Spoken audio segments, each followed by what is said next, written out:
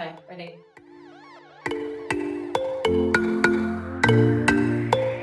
Hello. I heard you have some questions for me, so welcome to my question time. All your tattoos and rings, can you show them, please? Okay, so I actually forgot to put my rings on. So I'm gonna go with tattoos. So I don't have that many tattoos, but like the ones that I do have. So we have Etoile, Mi Amor, TZ, it looks like a J, it's in fact a TZ. Angel wings with the number 13 because that's my lucky number. Then you have George's car, it's a Mercedes 300 SL. Then we have a tiny heart on my little bum. Like it's kind of on the hip bum area, but I always say bum tattoo, even though it's definitely not. And then we have two more. We have one on my neck, Philanthia, and one on my neck, Angel. So they're my tattoos, guys. Are you planning on adopting more animals? Good question. Now, I do on my plate at the moment have 2 dogs, a pig, and kind of like the neighbour's dogs, which I go and see every day. Would I adopt any more dogs? I'm gonna go ahead and say no. But would I adopt any more animals? Yes. I'm thinking maybe chickens. And if I could, I'd adopt a meerkat. Oh, and obviously with Cookie's recent snake bite, I would be open to adopting a duck, and particularly was it a goose? A goose, because apparently if you have a goose in your garden, and comment down below, if you have a goose in your garden, it rears away snakes that don't want anything to do with you. So I think I need that. Can you give any tips for healthy frizzy hair management? Can I give any tips? I would oil your hair once a week because frizz comes from dryness, and naturally curly hair is very, very dry, so don't like beat yourself up about it. We just have dry hair as it is. Trying to manage that, I would say oil it once a week using argan oil, coconut oil, avocado oil and castor oil. What camera do you use to take your photos? You never asked. I use an EOS R50 Canon. Have you got your nipples pierced? I have one pierced, yes. And a funny story about it, right? I actually went to a place in Enfield and it was like, instead of it being £25, it's £10 because you have someone who trains piercing it, right? Anyway, so I went to the trainee and she kind of pierced it wonky, so it kind of sits instead of like this, sits like this. So yes, I do have it pierced and it's wonky. What's your 5-year plan for the future?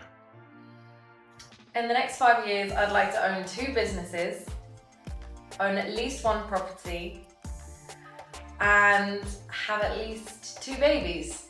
And also just be as happy as I possibly can. That's my 5-year plan. What's your basic skincare routine? I'm very simple with my skincare routine. I actually use Simple. So the Simple micellar moisturizer, face wash, and then I use Caudalie Cashmere Cream as a moisturizer, but then in between that, sometimes, not every day, I use Snail Mucin, the one that was going viral on TikTok Shop. I absolutely love it, but that is literally it. Have you had any work done? Yes, I've had a BBL. Gosh, no, I haven't. I have not had any work done on my body, on my face. I have had nose filler, I have had a little bit of lip filler, lip flip, and Botox, and that's it. Have I had anything else? No, I think that's it. Oh, underarm Botox, and that's it. Promise that's it. If you didn't have Cookie, what other breed of dog would you have? Now, this is a really interesting question because I actually sat and I thought about this for a while. I honestly think it would always be a Frenchie. Never would I have picked naturally an XL bully, but now I have one, I would definitely probably get another one, maybe a pocket bully. They're really cute and they're so like big and compact at the same time. Saying that, I do also love Dobermans. Like Dobermans, I had one when I was like little growing up. It was my dad's dog and it was gorgeous. So would I probably get another one? Yes, but there are a lot of work to train. Maybe a Doberman, maybe another bully. What's your boyfriend's name? Every day. What's your boyfriend's name? What's your boyfriend's name? It's called Mr. Stella, okay? And if you don't know, get to know. His name is Mr. Stella, okay? Nothing more, nothing less. Can you tell us a funny rave story? A funny rave story. I don't remember much at raves. I'm not gonna lie. If you're raving, then you know. If you know, you know. You don't remember much, okay? Is all I'm gonna say. But I always have a great time, so. How do you make sure you don't follow trends and shine authentically as yourself? I like this question. I like what I like, and I think I've always been like that since I was younger, but I get a lot of outside influence. I get a lot of outside influence as to what I like, but I always stick to what I actually like. So I combine the two. Like let's say for example, linen's in. Okay, well you have like linen shorts. Well, I actually prefer like off the shoulder linen tops. So I'll keep a trend, but I'll make it me. How important is belief in a romantic relationship?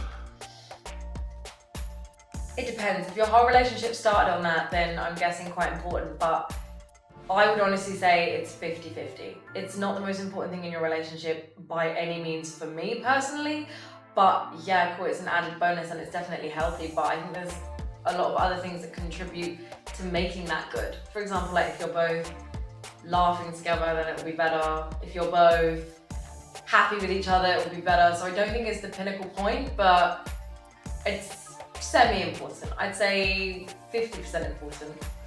Which celebrity would you choose as a mentor?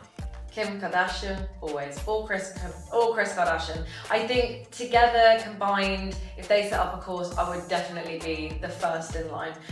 Look at how successful they are. She's managed to make every single sister. It's like sometimes you get like one sister and they're super successful and the rest just like tag along with their fame. No, she's made every single one individually a big fat fucking slay. So yeah, I'd choose Kris, and if not Kim, my babe. What's the most unexpected place you ever had?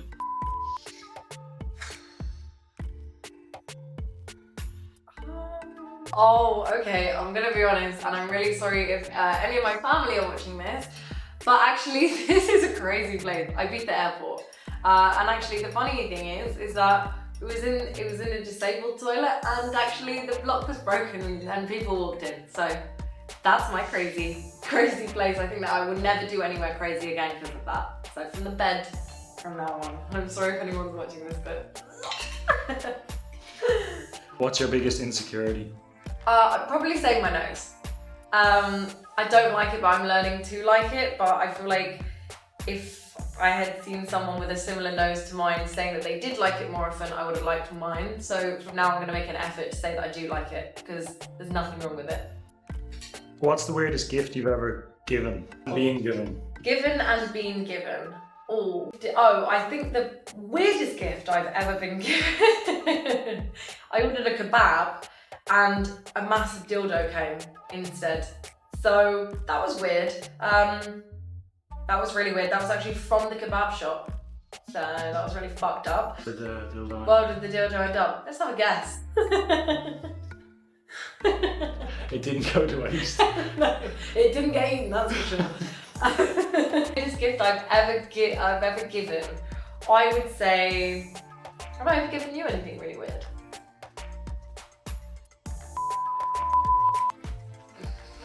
No. I don't personally think it's weird, but I've, gifted a vibrator to my girls. But I don't think that's weird though. I think that's actually a very good present, but some might deem it weird, yeah. What's the craziest thing you've done while drunk? There's a lot, but I mean, it's not that crazy, but obviously I found a massive bag of popcorn on the floor in London, and I assumed that they chucked it out because it was out of date, but I still thought it was fresh. So I ripped open this bag of popcorn and I'm rummaging through eating it, and Chloe's like, isn't it a bit wet? And I was like, no, push through, push past, it's fine. So it turns out in the end, it's actually the popcorn that they sweep up on the floor at the end of the night. So I ate that. Did you feel sick after? Yeah. Once I knew, I put it on my story, found out what it was, and that's what I mean, like mind over matter. I was feeling fine until I knew. And then I was like, well, I want to die. So that's yeah, great. Sometimes ignorance is bliss. Yeah, exactly. Do you want your own family one day? Yeah, of course, but I also feel like I have one now, so it's amazing. Would I want to extend the family I have now? Yes. Not yet, but one day, yes. If you could jump into a pool of anything, what would it be full of? Aqua lemonade. Any day, and like lukewarm as well, which I actually think I might make today. Fancy a bit of it. Or, if not aqua lemonade, chai latte. I jump into a big chai latte. What? Lukewarm. What are you most excited about for the future? Being successful. I know that when you work hard, you become successful, so I'm gonna make sure I work damn hard. And then I can look back on this video and I'll be like, oh, I did it. But also just to be happy, I guess. That too. What do you think happens to us after death? That's a very good question. I believe in spirituality. I think that we are, I don't know whether we're reincarnated in things, but I think our soul definitely lives on in different things. I think that the dead can visit. So I think what happens after your death is that, I don't know, 'cause I also believe in like we die, we get buried into the ground, birds eat the ground, whatever. It's like, what's it called? The circle of life? So, saying that could be nothing, but I am a believer that there's something. And that's why I believe in karma, and you need to be a good person because you never know what could happen after death. What are you most grateful for in life? My health at the moment. From being sick and getting better, when I was in hospital, all I thought about was being better and how much I took for granted my health. So now I have my health, I don't give up any opportunities, and I like to just go for anything, because honestly, being trapped in hospital, those of you who are maybe in hospital right now or have been in hospital, you'll know it's rough and you feel trapped. So I'm grateful for health more than anything, and freedom. Freedom. What advice would you give to your younger self? Don't cry so much. There's nothing to cry about. And all the bullies and mean people, they actually, guess what? Turn out to be nothing. And they're not going to bully you in your adult life, and they're not going to make you feel shit. So cry a little less and care a little less, and you'll thrive a little more. What 3 words would you use to describe yourself? What about your boyfriend? Nurturing, happy, and fashionable. And my boyfriend, oh, number 1, slay. Number 2, it's not really a word, but it's like a phrase, gets the job done. Number 2, and number 3, sexy. How was your life as a teenager? My life as a teenager was like a bit strange, to be honest. It was good, don't get me wrong, but it was, I don't know. My dad raised me as a teenager, so it was very like man's world.